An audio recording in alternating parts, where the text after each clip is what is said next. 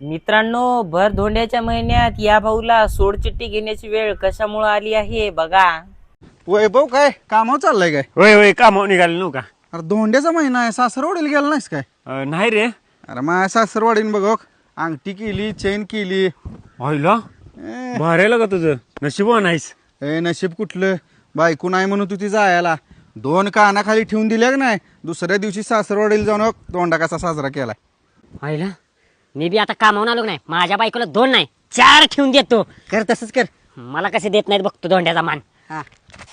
काय वहिनी काय चाललंय? काय नाही बघा भाऊजी, ह्याने गेल्यात कामावर, मी बसल्या माझी कामावरत. होय आता मला गाठी पडलेला की लय चिडला होता हो. का हो भाऊजी? काय म्हणत होता सासरवाडीने बोलवलं नाही धोंडा साजरा कराय, बायको बी काय नाव काढना. अहो पण माझ्या माहेरची परिस्थिती नाही हो. होय वहिनी, आमच्या सासरवाडीची पण तीच अवस्था आहे.